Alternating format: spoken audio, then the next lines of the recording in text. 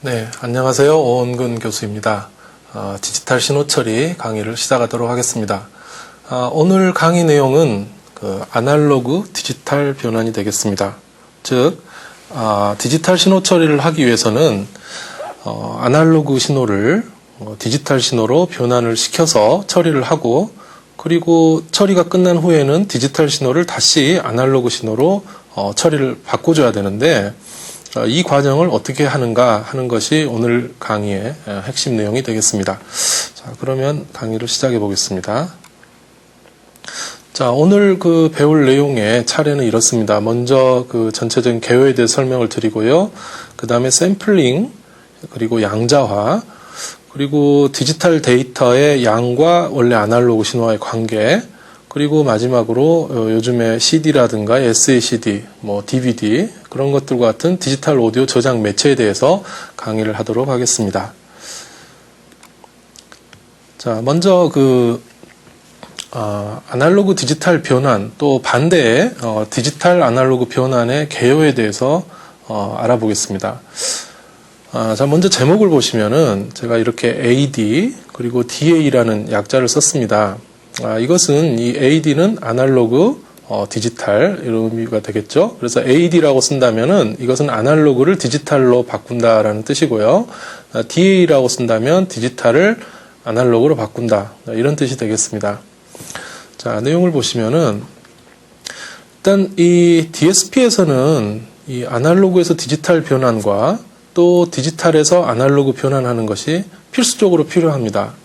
그 이유는 아래의 블록 다이어그램에서 보듯이 이 DSP 시스템이 어떤 처리를 하기 위해서는 먼저 이쪽에서 들어오는 아날로그 신호를 AD 변환기를 통해서 디지털로 바꿔줘야 됩니다. 그리고 나서 처리가 다 끝난 이후에는 DSP 시스템을 통과한 이 신호는 이제 디지털 신호가 되겠죠. 자, 이거는 이제 디지털 신호입니다. 그래서 이 디지털 신호를 다시 아날로그로 우리가 만들어서 우리가 사용을 하기 위해서는 DA 변환기를 거쳐줘야 됩니다.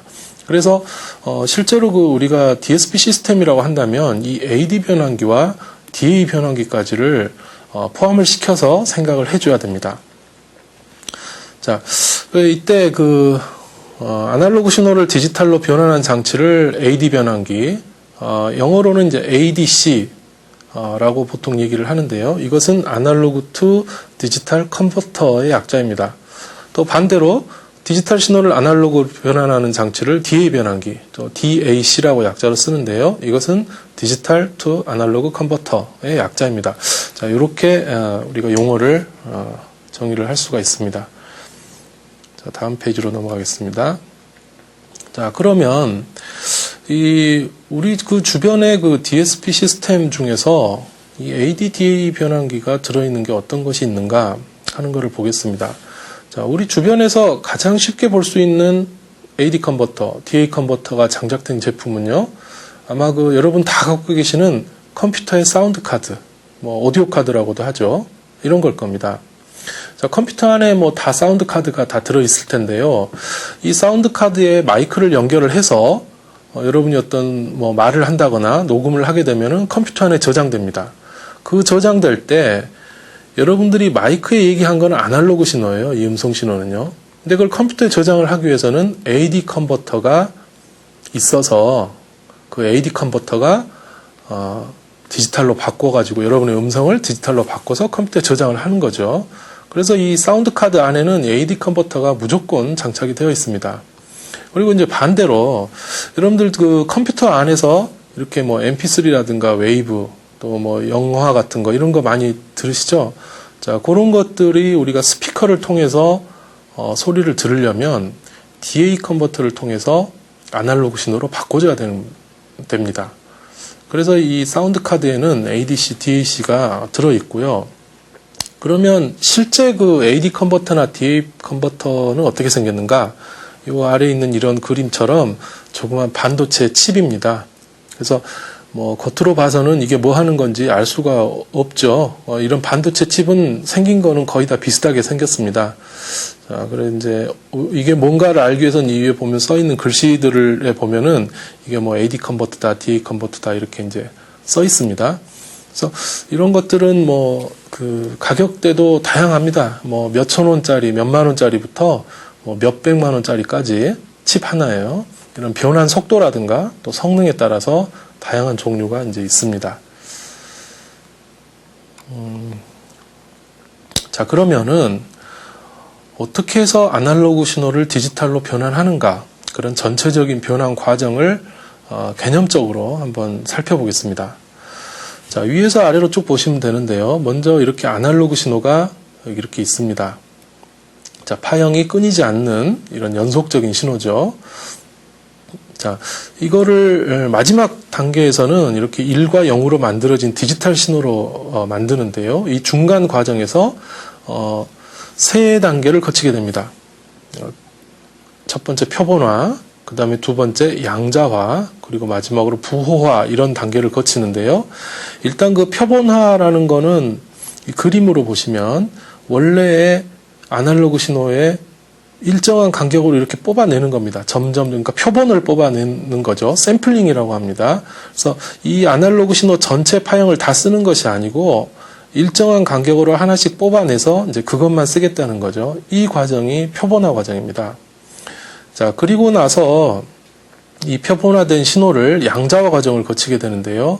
이 양자화는 이 Y축의 값, 그러니까 이 신호의 크기를 몇 개의 구간으로 분류를 하는 과정입니다. 그래서 지금 이 그림에는 하나, 둘, 셋, 넷, 5개의 구간으로 분류를 해놨는데요. 이렇게 구간을 나눈 다음에 각 구간마다 이진수 코드를 할당을 합니다. 그것이 이제 부호화 과정입니다. 그래서 마지막으로 1과 0의 이런 숫자들로 바뀌게 되는 거죠. 크게 봐서는 양자화, 부호화를 이렇게 하나로 묶어서 생각을 할 수도 있습니다.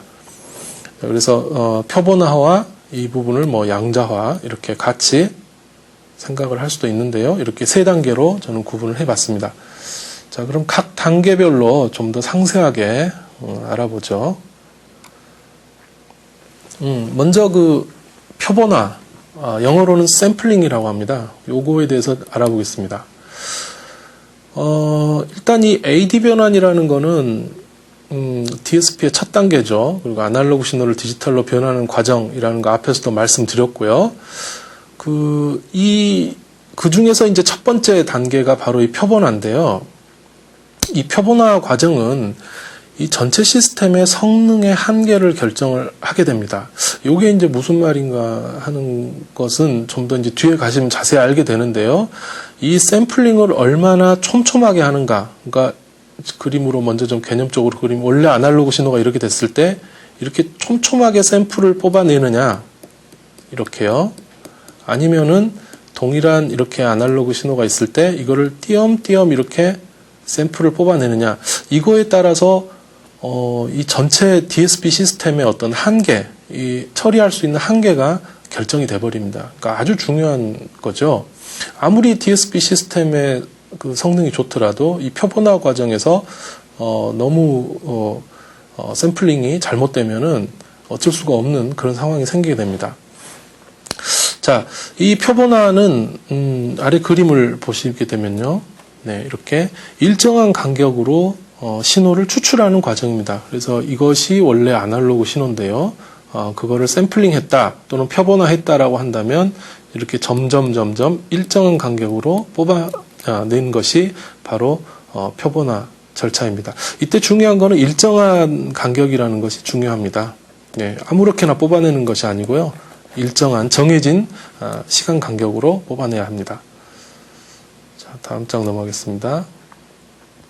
자,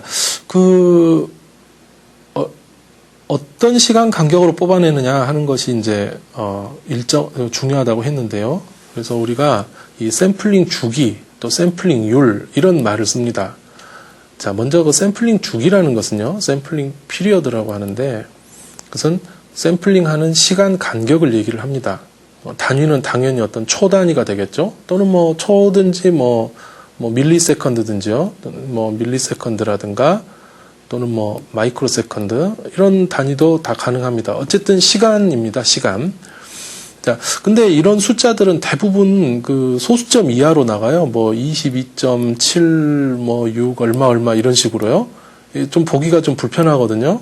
그래서 이거보다 더 자주 쓰이는 것이 이 샘플링률, 샘플링 레이트라고 하는데요. 또는 샘플링 주파수라고 하는 것입니다. 그래서 우리가 샘플링을 얼마나 자주 했느냐, 촘촘하게 했느냐, 듬성듬성하게 했느냐 하는 거는 주로 이 샘플링률이나 샘플링 주파수를 가지고 많이 나타내는데요. 이것은 1초 동안에 샘플링을 몇 번 했느냐, 샘플링 횟수를 의미를 합니다. 그래서 이것은 단위가 편의상 우리가 이제 주파수니까 헤르츠라는 단위를 쓰기도 하는데요. 또는 샘플 퍼 세컨드, 1초당 몇 샘플 이런 식으로 사용을 하기도 합니다. 지금 이 그림에서 만약에 여기서부터 여기까지가 1초다라고 가정을 한다면 이것의 샘플링률은 하나, 둘, 셋, 넷, 다섯, 여섯, 일곱, 1초 동안에 7번 샘플링 됐죠. 그래서 이거는 7Hz 또는 7샘플 퍼 세컨드. 예, 샘플링률은 7이다. 이렇게 우리가 이제 정의를 할 수가 있겠습니다. 샘플링 주기는 얼마일까요? 뒤에 나오겠습니다만은 주기는 계산하기 쉽죠. 1초 동안에 7개 있었으니까 7분의 1초가 되겠죠. 하나씩 하나의 간격이니까요. 실제 시간 간격이니까요. 네, 이렇게 간단하게 계산이 됩니다. 네, 그 앞장의 마지막에서 이제 말씀드렸던 거 샘플링 주기와 주파수의 관계인데요. 자, 그림이 조금 이제 손으로 그린 것이라 조금 그렇습니다만은 보시는 데는 뭐 지장이 없을 겁니다. 자, 어떤 신호를 샘플링을 해서 이렇게 이제 샘플이 됐다고 했을 때, 우리가 샘플링 주기라는 거는 이 샘플과 이 샘플 사이의 간격을 얘기를 하는 거죠. 그래서 샘플 간의 실제 시간 간격을 샘플링 주기라고 얘기를 합니다. 자, 샘플링률이라는 거는 우리가 뭐 FS라고 이렇게 썼는데요. 이거는 1초 동안에 샘플되는 개수입니다. 그래서 만약에 여기서부터 여기까지가 1초다 라고 한다면 1초 동안에 몇 개 샘플링 됐냐 하는 것이죠. 그래서 둘 사이의 어떤 관계식은 아주 간단합니다. 서로 역수 관계가 있습니다. 이 TS가 샘플링 주기인데요. 샘플링 주기는 샘플링 주파수분의 1 또는 샘플링 주파수는 샘플링 주기분의 1 이렇게 됩니다. 그래서 여러분 이건 아주 중요하기 때문에 무조건 외워놓으시기 바랍니다. 뭐 외울 것도 없죠. 둘 사이는 서로 역수 관계다. 아주 간단한 공식이니까요. 네. 자, 그 둘의 예제를 한번 보겠습니다. 자, 뭐 첫 번째, 어떤 아날로그 신호를 했더니 그 주기가 50ms다 라고 했을 때 샘플링률은 얼마냐 하는 거죠. 자, 계산은 간단합니다. 주기가 50ms, 요게 지금 TS가 되겠죠. 그래서 우리가 샘플링률 FS라는 거는 TS분의 1이기 때문에 그대로 집어넣어주면 될 겁니다. 즉 T는 50ms분의 1인데요. 자, 여기에서 이거를 계산을 할 때 여러분 요 밀리라는 거는 10의 마이너스 3승 1000분의 1을 의미하죠. 그래서 계산을 할 때는 10의 마이너스 3승을 넣어서 계산을 해줘야 됩니다. 그래서 여기 풀이를 보시면 1ms는 1000분의 1초, 즉 10의 마이너스 3승초이므로 계산 시에는 이렇게 하시면 됩니다. FS는 50 곱하기 10의 마이너스 3승분의 1, 이거는 뭐 0.05분의 1 해서 이렇게 20 헤르츠 또는 샘플 퍼 세컨드. 즉 주기가 50ms일 때 샘플링 주파수는 20Hz다. 이렇게 알 수가 있죠. 자, 두 번째 예제요. 자, 표준 음악 CD에서 사용하는 샘플링 주파수가 44.1kHz예요. 이거는 실제로 이렇게 쓰고 있습니다. 여러분들이 듣고 있는 그 디지털 오디오의 기본이 되는 주파수가 44.1kHz로 샘플링한 오디오를 가지고 듣고 있습니다. 이때 그 샘플링 주기는 얼마냐 하는 거죠. 자, 이건 뭐 샘플링 주기 TS는 샘플링 주파수분의 1이기 때문에 네. 자, 여기 풀이가 돼 있죠. 네, 44.1 여기도 킬로헤르츠라고 했죠. 킬로.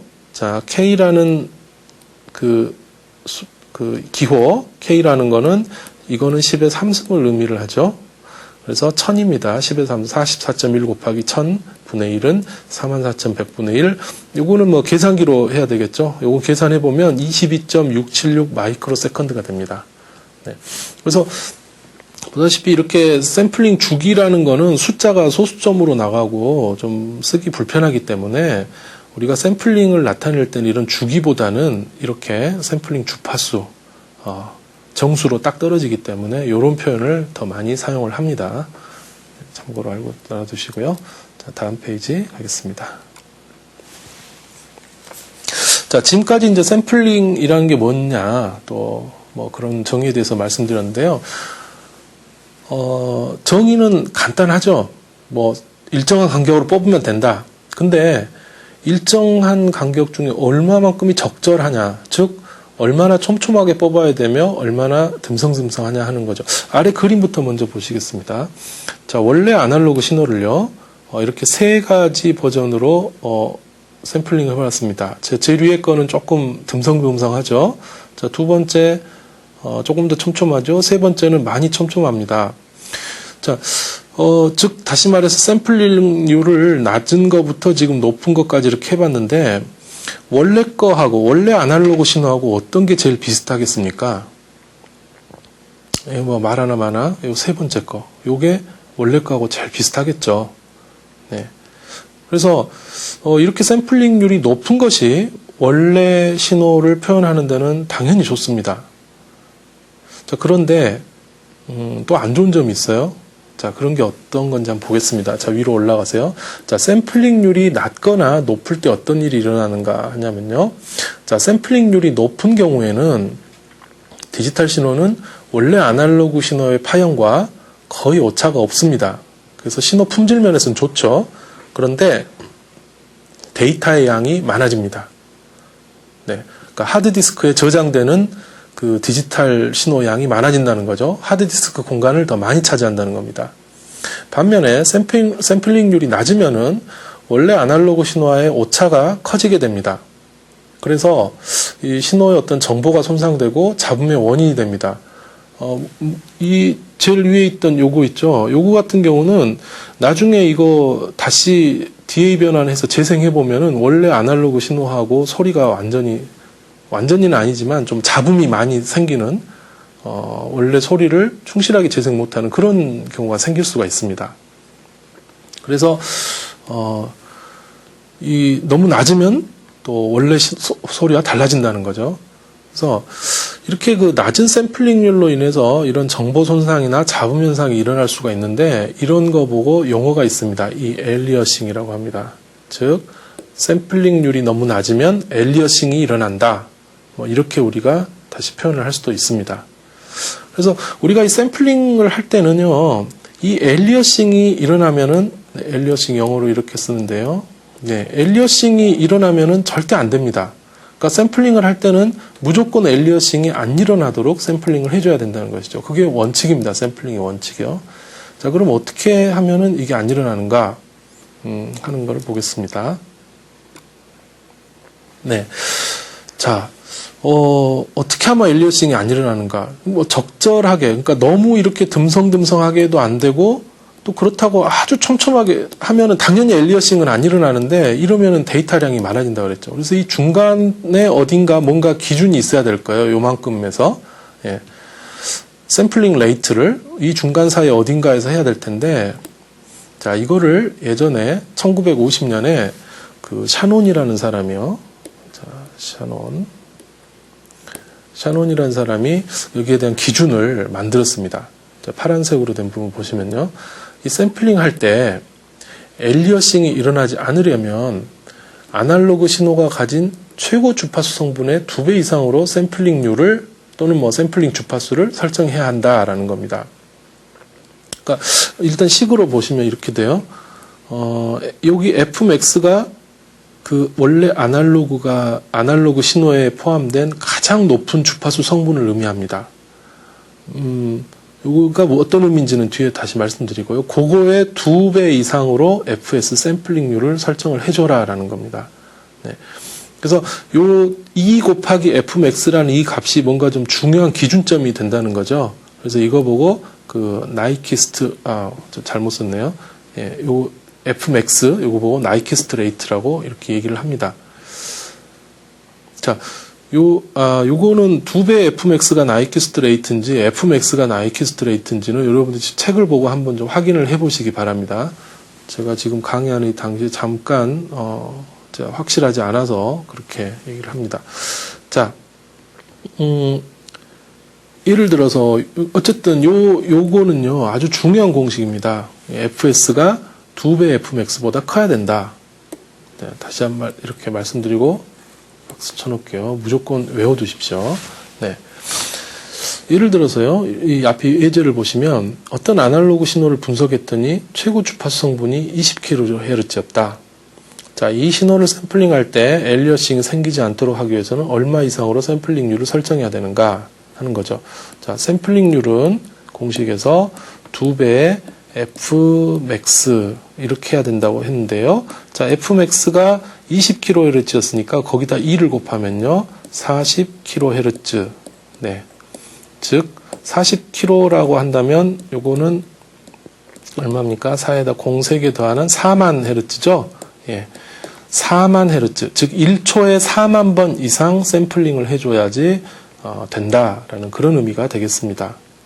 되게 많이 하는 거죠. 예. 이게 사실은 그 우리가 일반적으로 듣고 있는 그 오디오, 디지털 오디오의 이제 기준입니다. 이게요. 다음 페이지로 넘어가세요. 네. 실제로 우리가, 주변에서 많이 보고 있는 그런 것들 예를 좀 몇 개 들어봤습니다. 우선, 좀 잘 알고 있는 CD부터 보죠. 자, 두 번째 있는 CD는요, 샘플링 주파수가 44.1kHz입니다. 이걸로 정해져 있습니다. 그 이유는 우리가 CD 안에 들어가는 거는 소리죠, 소리. 자, CD 안에 들어가는 거는 어떤 오디오 신호가 들어갑니다. 네, 소리.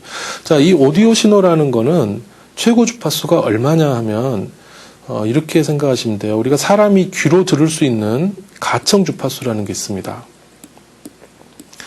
자, 가청 주파수라는 거는 사람이 들을 수 있는 주파수를 얘기를 하는데요. 이 가청 주파수의 최대값이 2만 헤르츠입니다. 2만 헤르츠. 즉, 사람은 2만 헤르츠 이상은 들을 수가 없어요. 즉 다시 말해서 이 오디오 신호 안에는 2만 헤르츠까지의 신호 성분만 들어있다는 것입니다. 자, 그래서 우리가 CD를 만들 때 방금 봤던 그 샘플링 주파수를 설정하는 공식 2배의 Fmax에서요. 자, 2 곱하기 좀 전에 예제에서 했었죠. 2만 헤르츠. 네, 요거는 4만 헤르츠 또는 뭐 40kHz. 네, 이렇게 쓸 수가 있겠죠. 그래서 샘플링을 40kHz 이상을 해줘야 되는데요. 우리가 이제 기술적인 문제가 있어요. 이게 정확하게 40kHz로 딱 하면은, 나중에 DA 컨버터 하는 과정이나 여러 과정에서, 조금 문제가 될 소지가 있습니다. 그래서 요거는 이제 기준선이고요. 그래서 어느 정도 여유폭이 필요한데 그 여유를 얼마로 뒀냐면은, 4100Hz 정도를 여유폭으로 이렇게 더 추가를 해서 실제로 우리가 샘플링 하는 거는 44.1 또는 44,100Hz 또는 44.1kHz 이렇게 샘플링을 합니다. 즉, 요 44,100 또는 44.1이라는 숫자는 결국 이 샘플링 정리에 2 곱하기 2만 헤르츠 요 값에서 나온 기준 값에다가 우리가 이제 실무적인 입장에서의 어떤 여유 값을 뒀다는 것이죠. 그래서 이 CD의 샘플링 주파수는 44.1kHz입니다. 다른 것도 마찬가지예요. 이 전화 같은 경우도 샘플링 주파수가 8kHz인데요. 이게 어떻게 해서 나왔냐면은 전화를 통해서 전달되는 소리의 최고 주파수는 3400Hz입니다. 이건 왜 그러냐면 전화로도 이제 오디오가 가긴 하지만 전화로는 사람 목소리 음성만 가면 되거든요.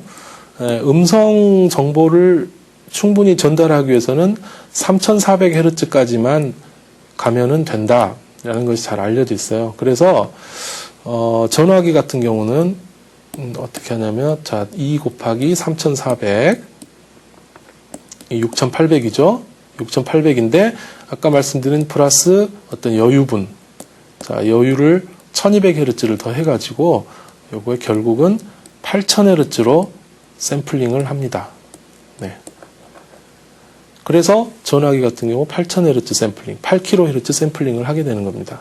그래서 결국 시작은 뭐냐면은 신호의 어떤 최대 주파수가 얼마인가 하는 것부터 시작을 하는 거죠. 전화기 같은 경우는 3400, 우리가 CD 같은 경우는 2만. 그 다음에 디지털 오디오 테이프라는 게 있는데요. 요것도 이제 오디오 신호를 담는 건데, 이건 이제 오디오 신호니까 최고 주파수가 2만인데, 얘는 샘플링을 48로 합니다. 요거는 이제 이렇게 그 더 높은 샘플링 주파수로 하면은 사실 더 좋기는 해요. 여러 가지 이제 더 좋은 점이 있습니다. 좀 더 깨끗한 건 아닌데 좀 더 그 높은 주파수까지 소리를 들을 수가 있는 점이 있습니다. 그래서 이렇게 했고 또 그 요즘에 쓰는 DVD 오디오라는 게 있는데 요거 같은 경우는 원래 2만 헤르츠가 맞는데 그거를 샘플링 주파수는 192kHz 굉장히 높게 합니다. 이렇게 높게 하는 이유는요. 뒤에 가서 디지털 오디오 저장 매체에 가서 제가 다시 설명을 드리겠습니다. 왜 똑같은 2만헤르츠 오디오 신호를 CD는 44.1로 했는데 다른 것들은 이렇게 많이 하는가? 네, 그 이유와 그렇게 했을 때 장단점은 뒤쪽에서 설명을 드리겠습니다. 다음 페이지로 넘어가겠습니다.